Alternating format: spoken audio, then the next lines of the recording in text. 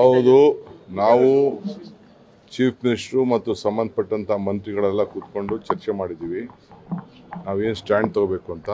So ಅದಕ್ಕೆ ನಮ್ಮ legal team ಹೇಳಿದ್ದೀವಿ. ಅವರು ಒಪಿನಿಯನ್ನ ಇವತ್ತು ನಾಳೆ ಕೊಡ್ತಾರೆ.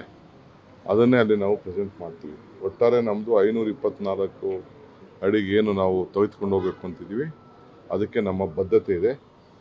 ಈಗ ಅಕ್ವಿಷನ್ಸು ಶುರು ಮಾಡಿದ್ದೀವಿ. ಲ್ಯಾಂಡ್ ಅಕ್ವಿಷನ್ಸ್ ಕೂಡ ಮಾಡಿ ಕನ್ಸೆಂಟ್ ಅಕ್ವಿಷನ್ ಮಾಡಬೇಕು ಅಂತ ಹೇಳಿದ್ದೇವೆ.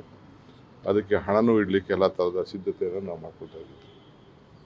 ತೆಲಂಗಾಣಕ್ಕೆ ಒಂದು 13 TMC ಲಾಭ ಆಗುತ್ತೆ ಅಂತ ವಿಶ್ಲೇಷಣೆ ಮಾಡ್ತಾ ಇದ್ದಾರೆ. ಎಷ್ಟಾರೋ ಅವ್ರಿಗೆ ಲಾಭ ಆಗಲಿ, ಎಷ್ಟಾರೋ ನಷ್ಟ ಆಗಲಿ, ನಮ್ಗೆ ಎಷ್ಟಾರೋ ಲಾಭ ನಷ್ಟ. 524 TMC ಇದು ಅಡಿವರೆಗೂ ನಾವು ಕಟ್ಟಬೇಕು.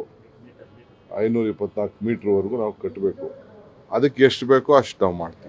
ಸರ್, ಇನ್ನೊಂದು ರಾಹುಲ್ ಗಾಂಧಿ ಹೇಳಿಕೆಗೆ ಆಕ್ಷೇಪ ವ್ಯಕ್ತಪಡಿಸಿದ್ದಾರೆ.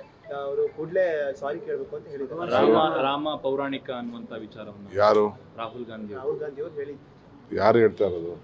ಬಿಜೆಪಿನವರು ಕ್ಷಮೆ ಕೇಳಬೇಕು ಅಂತ ಹೇಳಿದ್ದಾರೆ. ನನಗೆ ಮಾಹಿತಿ ಗೊತ್ತಿಲ್ಲಪ್ಪ, ತಿಳಿದು ಮಾತಾಡ್ತೀನಿ. ಸರ್, ಇವತ್ತು ಮೀಟಿಂಗ್ ಮಾಡ್ತಿದ್ದೀರಾ? ಏನಿಲ್ಲ, ಬೆಂಗಳೂರದು ನಮ್ಮ ಟನಲ್ ರೋಡು ಶುರು ಮಾಡಬೇಕು. ಟೆಂಡರ್ ಕರಿತಾ ಇದ್ದೀವಿ. ಅದಕ್ಕೆ ಜಾಗಗಳು ಬೇಕು, ಮಿಲಿಟರಿ ಜಾಗ ಬೇಕು ಮತ್ತು ಬೇರೆಯವ್ರ ಜಾಗ ಎಲ್ಲ ಬೇಕು ನಮಗೆ. ಅದಕ್ಕೆ ಎಷ್ಟೆಷ್ಟು ಬೇಕಾಗ್ತದೆ ಅಂತೇಳಿ ಮಿಲಿಟ್ರಿದು ಒಂದು ಪ್ರಪೋಸಲ್ ಕಳಿಸಿದ್ದೀವಿ.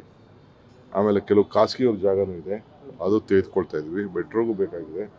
ಅದಕ್ಕೂ ಎಷ್ಟು ಬೇಕು ಅಂತಂದ ನಾವೆಲ್ಲ ಕೂತ್ಕೊಂಡು ಫಸ್ಟು ಆಲೋಚನೆ ಮಾಡ್ತೀವಿ. ಸರ್, ಚಾಮರಾಜನಗರ ಇದು ಪ್ರವಾಸ ಕೈಗೊಳ್ತಿದ್ದೀವಿ ಸರ್.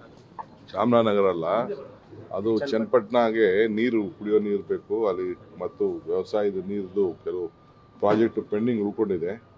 ಆ ಸ್ಪಾಟಲ್ಲಿ ಏನಾಗಿದೆ ಅನ್ನೋದು ಸ್ವಲ್ಪ ನೋಡಬೇಕಾಗಿದೆ. ಏನೇನು ಅಲ್ಲಿ ಫಾರ್ಮಲ್ ರೈತರ ಸಮಸ್ಯೆ, ಬೇರೆಯವ್ರ ಸಮಸ್ಯೆ ಇದೆ. ಅದಕ್ಕೆ ನಾನು, ಯೋಗೇಶ್ ಅವರು, ನಮ್ಮ ಸುರೇಶ್ ಅವರು, ಬೇರೆಯವರೆಲ್ಲ ನಮ್ಮ ಲೀಡರ್ಸ್ ಎಲ್ಲ ಸ್ಪಾಟ್ ವಿಸಿಟ್ ಮಾಡಿ ಏನಾದ್ರು ನಮ್ಮ ರೈತರುಗಳಿಗೆ ರಿಕ್ವೆಸ್ಟ್ ಮಾಡೋದಿದ್ದರೆ ಮಾಡೋಣ ಅಂತ ಅದಕ್ಕೆ ಹೋಗ್ತಾ ಇದ್ದೀನಿ. ನ್ಯೂಸ್ ಫಸ್ಟ್, ನಿರ್ಭೀತಿಯಿಂದ ನಿಮ್ಮ ಪರವಾಗಿ.